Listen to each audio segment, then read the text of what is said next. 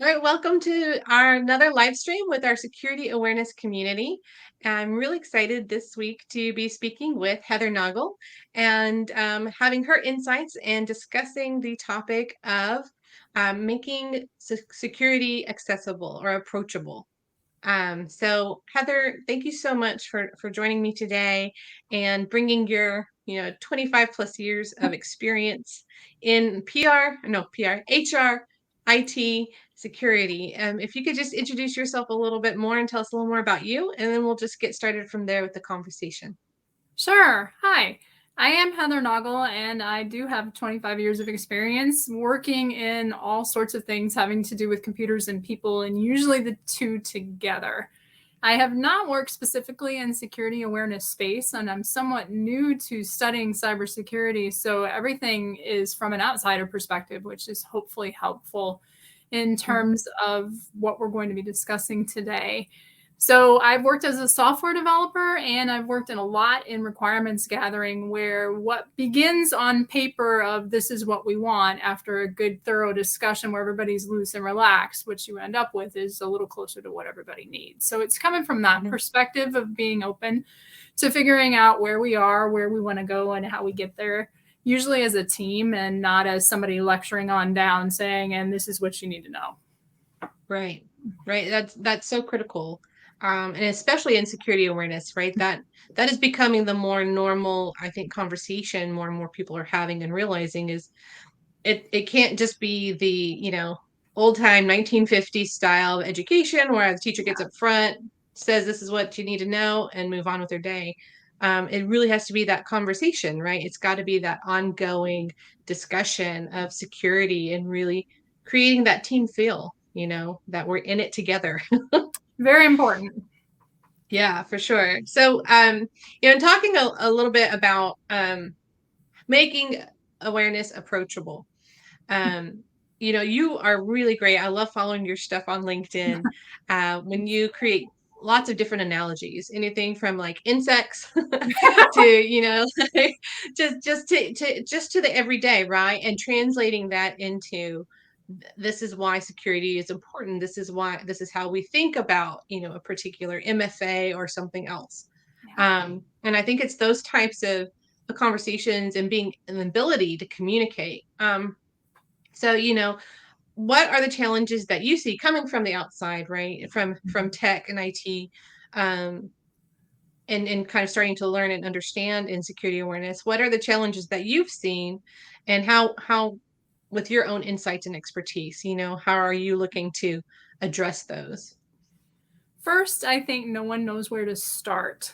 If we're not immersed in everything having to do with computers and the internet and how they run and how they fit together and when they work and when they don't, but we simply get up, go to the computer, and do our real work, we're not looking Right. at any current risks in the year 2023, which is a different set of risks than in the year 2017. But using the internet doesn't really feel any different in the everyday.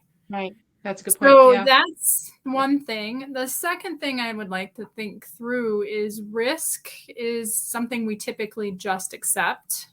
So if we don't look at it and it doesn't seem like it's a real risk, we'll go ahead and accept it and move on. So there's no step to Mm, mitigate if you're simply not looking at it. So as you mhm. say, and we say in security awareness, the first step's awareness, and then we have to have focus and to care. So it is an ongoing conversation. It is a regular topic, and it is not something that needs to be really approachable and to keep it top of mind with the people Right. who don't know how much they need it. So that's the biggest challenge I see there. If somewhere between 80 to 95% of security issues have some sort of human factor to them, whether it's misconfiguration or whether it's Mhm. just it's so easy to hack because bad password or any number of things. If we can address this, but there are very few things, small things we can do at the first level to be better. Start there and then make those really clear. Right. Right. And going forward. And then the question comes, well, let me back up. So with the messaging, right? You seem to be a natural at it. But, Thank you. it can also be something that, people work on. And I think people sometimes forget that it's a skill that you can improve on, learning how to be more concise, learning how to tell a story, relate it to something. Um, but what would you encourage people to consider when, when they're trying to convey these different messages that just may not seem to be sinking in with their employees?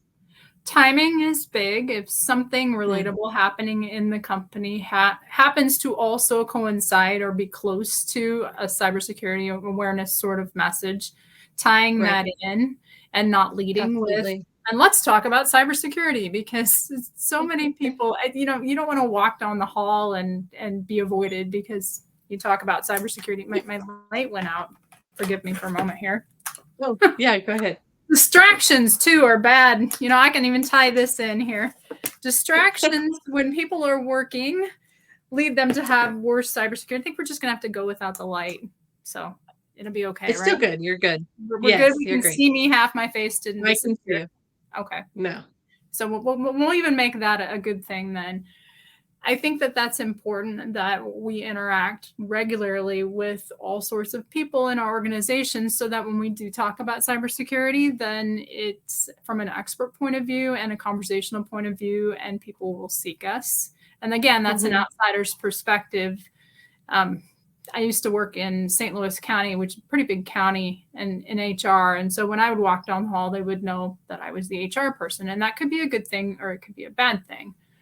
So to be clear and concise in messaging, it does take several iterations and several edits. I'm working on some videos Yes. right now that is not natural for me to see myself on camera to work through that. And the number of edits to go into good videos is astounding versus if I just sit down and write, that's only a couple edits because I do that more naturally. You're absolutely right. It's Mhm. a skill. Right. It's a different it's a completely different way of doing a conversation. I Yeah. think that's a good point too, is to utilize your strength. I think, you know, Mhm. we don't have to be the jack of all trades for everything, but focus in on what your strength is. Maybe it is video. Some people can get up and talk like nothing, at the drop of a hat, whereas to ask them to write something and it's like pulling Mhm. teeth and vice versa. And so I think, focus on what your strength is and then turn to, others in the organization to, help with those other areas that maybe is not quite your strength. And I think that's something I to like kind that of too. remember. I like that a Yeah. lot.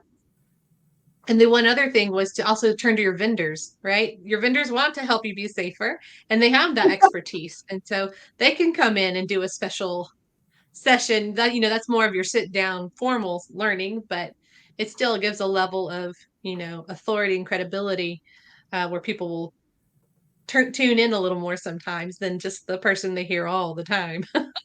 I think the most engaging person at the vendor is also a good thing, and that that vendor needs to Yes. be prepared for half of that time to just be discussion and not, again, that Yes. top-down presentation of, Great well, point. what do you have to talk with me, team? What can we talk about? What can we make better? And Right. then talk about absolutely things that have nothing to do with security some of that time too to build that Yeah. trust. Yeah, I think that's really great. Just kind of an ask me anything, Yeah. open forum for sure, and just having those conversations. um do you have any tips for when you're writing or you're looking for analogies, or is that something that you've just become so natural just to They you just over the years? smack me. I do a lot of voice recordings. I'll be out walking or something, be like, "Oh, I want to write about this," and then I'll get the Yeah. first 10% of that, and it'll pick it up Mhm. later. And Oh, it that's is great. fairly natural to speak and to write. It's what I enjoy doing. But Mhm. there'll be a time when there'll be more difficult, and then usually I'll showcase somebody else's work if I'm struggling, if I'm Right. all tapped out creatively. And if you do the research and on LinkedIn, especially if you're reading other creators, you're networking, you're connecting with people, there's always something to highlight or something you can add commentary to. And then tomorrow I'll turn around and post about that. I've done that this week even. And so, Right. No, that's a great point. We're actually working on a quick plug, working on a three-part series for our community security awareness community. on LinkedIn for security awareness, right? And we're going to be talking about, focusing more on the content creation and the networking and being strategic with maybe the particular C-suite and the board members that might be active, and learning how to strategically engage, just to raise that visibility. But part of that is that content creation and learning not to be so worried about, oh, every word's got to be just right before I post it. And sometimes it's a one line, it's just a thought. And sometimes it's a slide deck, with a kind of a very walk you through the top points, or, just learning those different perspectives on how to get across the same message in different ways, because everyone hears something differently. So, Oh um, yeah. kind of doing that. So if you're interested, and you can DM me and I'll send you details. I But am. If I can do the same, the videos I'm working on, I'm going to release on Monday. And they are uh-huh, really geared to people who've never seen security awareness training, whether they're moms, whether they're mhm, retirees, whether they are people who work in super small organizations like nonprofits or right, solopreneurs. I do a lot of work with entrepreneur groups, and it's really to raise awareness of the awareness community, because these right. videos are not intended to replace the security awareness program. They're intended to get these people thinking about cybersecurity so that they can dig deeper and get the resources they need. So I'm That's super excited great. about that. I've been working on those about a month and a half now, and day of fruition, I'm about 2 weeks late, but it's going to be on Monday. So I'll get Awesome. those Oh, to you that'll be too. great. Yeah. Yeah, be sure to ping me when those go live, and I'll be happy to help get the word out. Oh, You know, fantastic. Yes. I think I think I mean, we're saying, like, it takes a village to raise a child, and it takes the whole global community to stay safe. So, Oh yeah. um, trying to get that message out there. One of the things we talked about before on our pre-call, earlier, was, people in general, the general public, they want to be secure, but it's so, you know, out there and overwhelming and technical, that they're just going, oh, I don't know how. I want to be secure, but I don't know how. It's too much. So It's far, so good. cumbersome. Yeah, it hasn't happened yet, so I won't worry Mhm. about it. But when you make it accessible, like what you're doing with your videos, um, it changes the conversation. And an example I have from my own experience is, I just opened up a local WhatsApp group. Israelis want run on WhatsApp. I don't know what would happen to the country if WhatsApp went away, even though I know it's not the most cyber friendly. But so I opened up a local WhatsApp group and just invited the women in my community, saying, hey, once a week or so, Mhm. I'll drop a cyber tip. It's a quiet group, but if you want to join, please feel free. And I got like 70 or 80 people sign up in one Wow. day, because they want to know how. That's just too much for them.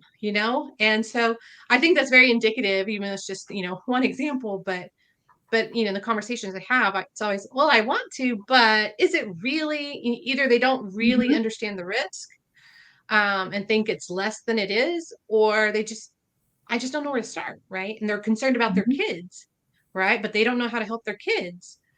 So meeting them where they're at, you want to talk a little bit about that, The what start your always thoughts are. feels like passwords to me. So if we Hmm. start with passwords, passwords feel like, oh, I can do that. Right, So if we start with passwords and we start to talk about authentication, and you go from passwords to authentication, and you understand that your username frequently doesn't change unless you are very intentional about having different emails. And we don't start there either, because that's overwhelming. right, So right, for sure. is that where you started with your group too, was passwords? I'm just curious. I think, I don't remember, honestly. It's been quite a bit, probably a year now, but Okay. it was one of the very basic ones. Yeah, Yeah. definitely passwords was one of the beginnings. Yeah.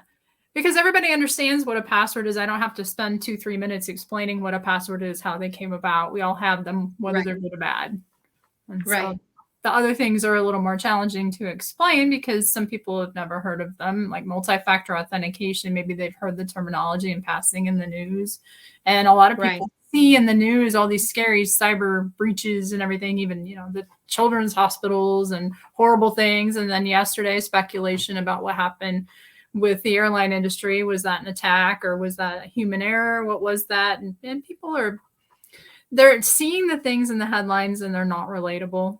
And I know we're talking a little bit in circles, but that is pretty much what cybersecurity awareness is reaction to what's happening in the world, anticipation of what's to come, and what can we do about it. Right. No, that's a great way, great summary of it, and and it's not necessarily that you have to know every attack or every type, but like you said, being able to just use the timeliness of events naturally happening, whether it's a global, local, or in your community, hopefully not, your company, but using those conversations.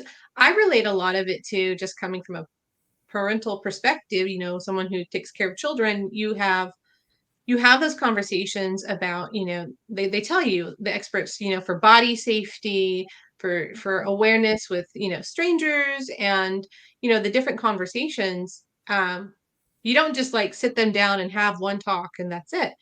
It's Yeah. using and just saying, hey, did that person kind of make you feel uncomfortable? I felt uncomfortable, and helping them to recognize, you know, what they're feeling at different times, and giving them words to even be able to identify. And I think if there's a similarity there, even with security awareness, is Mhm. helping people to understand those And signs, those physical, little signposts.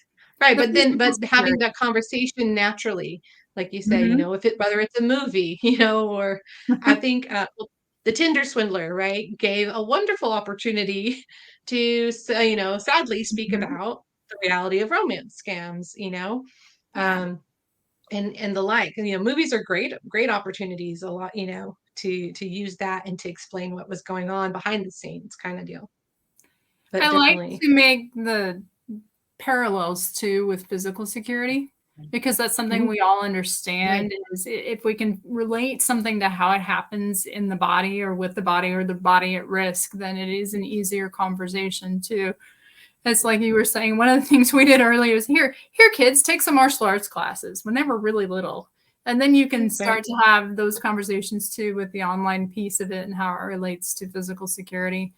And some of right. the things that I like to talk about today when I'm talking in person can be about physical security too. I don't do a whole lot of writing yet or conversations about physical security unless I'm talking comprehensively, like a whole building, securing a whole Right, building, not so much securing an right, individual and physical, because I think that takes it into fear. And everything I'm doing and what I'm trying to do is there's no fear base there. It's empowerment. Is here are some small changes you can make, and here's what that's going to do to you, right, do for you in your security. And you don't have to go spend 20 hours on a tech class. You simply have to commit some mental energy and a plan. And then right. you'll be more secure than most people out there. And then if you're curious, here's the next thing to look into. And if we can invoke curiosity and empowerment, we win. I think I'm that's hopeful. fabulous. Yeah, no, I think that really is the empowerment and the curiosity. I think one of my previous conversations with Mike, he termed it as making them more suspicious. Ooh. Just make them suspicious, that was kind of his go at it. But the empowerment and the curiosity, I think, is really a great tool to keep in the back of your mind, right, the whole time. Like, how can I turn this conversation, just looking for those opportunities. Um, Sometimes at because the the moment, end, oh, keep going, Island. Yeah. no, no, go ahead, please. Sometimes at the end of, if I'm giving a talk, there'll be my smiling picture, and then you'll have the same picture next to it, and I'll just put zeros and ones all over the face. And I think it really conveys that if it's coming from online, you have to pause and understand that may or may not be that person. And we were talking Right. yesterday about the fact that pretty soon the voice may not even be trustable with the advances in Yeah. AI, and then Yes. pictures may not be trustable. We may have to holistically evaluate the whole message, the person giving it, how long it is, and how personal it is before we can trust anything. And there's a Right. bit of fear there. That's a future thing, and hopefully we will adapt Yes. and look into things as we are stepping into this future and come at that with the ability to combat what's coming. But now is the time to focus. To Five, focus. 5 to 7 years ago, was probably the time to focus, but here we are. Now's the next best time. So. Right, definitely. You might as well start now because it's not going backwards. It's not. We we have a couple of LinkedIn comments. I apologize. I had something covering up the comment section. So Brian, thank you for joining us. Someone says, as a transitioning teacher who aspires to break into cyber, oh, you want to follow in my footsteps? Oh, well, thank you. um, I think definitely, um, there's a lot to bring from as a teacher to the cyber field for sure. So many perspectives and the ability, like we're saying, to have the ability to communicate, um, Yes. to get those, to break it down in simple steps. And like what I said earlier, education has changed so much in the school systems, from that frontal learning of the teacher gets up and says this is what you do, Mm-hmm. to now it's very much more hands-on and understanding each person learns differently. And so even if you have a great presentation or even a great training session that people like, that are maybe the videos, or it's a slide deck, some people don't, they're not audio learners, right? They need the visual or even just a meme, right? You can change and use the comment, to just reinforce those lessons, right? You have a funny meme about passwords, and it just reminds them, oh yeah, we learned something about that, and just kind of triggering the memory recalls. Brian says he loves you to drive to lead with empowerment. He says that seems key. Okay. Is that my husband? Because if so, he does love me. Oh, Brian Wright. But yes, let's Yeah, see I thought here. it might be. 1 second. So, no, is Brian Wright your husband? Not Brian Wright. Brian Noggle's my husband. So I saw Oh, he okay, great. joined. So I didn't realize. when he said Okay. Brian loves you, that's what I focused in on. So again, we're proving we find what to focus on, and so our messages have to be very clear. They get missed, Hi, Brian and Wright. sometimes the Hi, communicator Brian is not Noggle. clear. Yes. Sorry about that. Let me get back to my notes. Oh, I'm I don't having think some issues with I my misheard. layout. I just heard Brian and my eyes lit up is all it is. And so But again, it goes to context, right? Everyone's coming with yes. their own filters, Yeah. and that's something we have to overcome as security awareness, to be aware of and constantly. But we won't know those filters. We have to have those conversations, you Yeah. know. So it goes back to that. Um, so what would be some of your, solutions or recommendations that you found, in creating just more open conversations, that you would encourage other people to consider, whether it's from the messaging, whether it's from, internally, how would you, from your experience in HR, from your experience with IT, and the like, because one of your lines Mhm. is you translate English to tech. Okay. What do you see that people miss, in trying to do that? I think we miss opportunities because it feels uncomfortable to talk about. If you're not working in this space, you don't tend to walk up to someone and just start talking cybersecurity. So it needs to be in the context of a normal conversation and wherever it's natural. And then additionally, you need a separate thing in your organization, if it's of any size, where it's strategic on how you're going to present your policies, how you're going to present your procedures, how are you going to influence your culture. And I don't have all the answers to that yet, other than being intentional. So coming back Right. to the conversation, if you have the opportunity and it's there, take it. Don't force it. But when it Right. is there, you'll know what to say. So that requires attention and intention both, in knowing what your message is, how to say it, what's important to your organization, whether it's a nonprofit volunteer or whether it's a giant multinational company. So attention and let me get my words right. Attention and intention, with intention Mhm. coming first. So strategic focus on what you want to be as an organization and how security fits in there. And I know, excuse me, I know all organizations are in different places with Right. security. And so understanding where you are and where you want to go, that's just everything in tech and business is where are we, where we want to go, what's that gap, and what do we do about it? Right. Um, when for someone who's got a team of one, right? That's a lot Mhm. of these companies. It's a team of one, or it might be just, two team IT. But what I guess what insights, especially if it's someone who's been just given the hat and dubbed the security awareness person in charge, right? And they've never looked at it before. You know, when they're trying to look at the strategy, maybe they've up until now they've just been focused on being like, the assistant, the supporting IT guy, or gal, and trying to come up with the strategy. What would be some of those tips, coming from Mhm. your days of helping people transition from what's on paper to what is actually needed? um what would Partner you with what would you HR. recommend? I think it has Hmm. to be in a small organization, a multi-department effort if you're going to get any traction. Because if you say you do have a two-person IT shop, and Hmm. typically if you have a two-person IT shop, you have a technical focus. And when I say strategy and intention, and that needs to come from as high in the organization as possible. And Right. so you as the IT person who is given this new role, ideally you have some focus on what, how, and the goals. And if you don't go straight to HR and say, here's what I see, make it in terms of risk and reward and work through that conversation of saying, I need your help to do this. And here's why this is important to you because it's important to the company as a whole. So that would be my Right. recommendation is I really believe that security in an organization that goes well and what we're doing with cybersecurity awareness, it is the C-suite and all the way from the top or the owners in a smaller business, all the way down to every Right. individual human. And in the middle of that, and what makes that work is a combination of your communications team, which is going to be HR, sales, and marketing, if you can get them involved too in your messaging.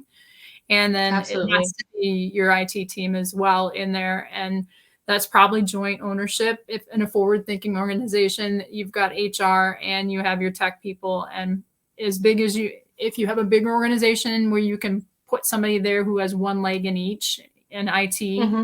and in HR or communications team, you're going to have more success than if you put this and foist it right on your IT person who's going to be unhappy with you. Right. No, I think that's some really great feedback, and great, I think, just kind of great insights to take forward. Um, so we're almost at time. We have just a few minutes left.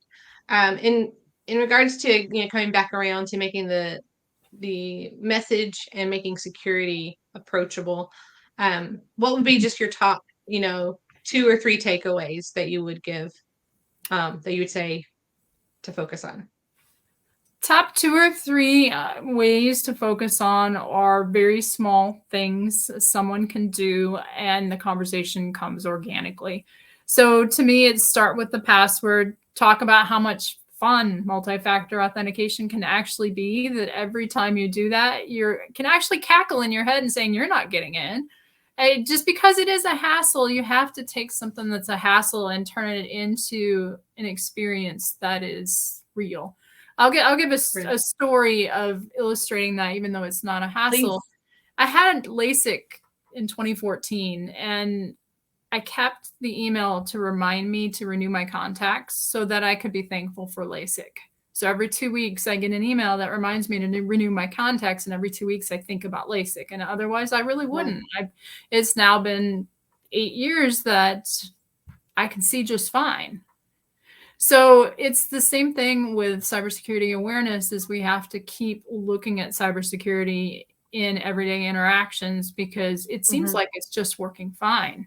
And if we're Right. not adjusting whatever's coming to us and keeping it top of mind and keeping it a positive, empowering thing, I think we struggle with our messaging.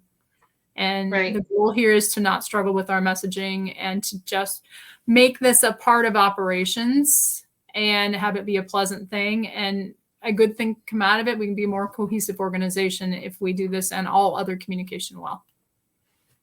Awesome. Thank you so much, Heather. So where tell us where people can find you. Obviously on LinkedIn, Okay. but where else can they connect with you? I just made heathernoggle.com, so that's pretty easy. And Great. so the videos will be there. I'll be putting them on LinkedIn. And if you follow me, you will not be able to escape them unless LinkedIn decides it doesn't want to show my videos. So that's the easiest way to get to know me and what I'm doing. Most of my writing is on LinkedIn. So I'm LinkedIn forward, and Heather Noggle is sort of an afterthought that I put up about a week and a half ago. So that's the easiest Awesome. way to follow me. And there's a contact too if you want to send me an email there or send me a message on LinkedIn. I love to talk with Mhm. people. Fabulous.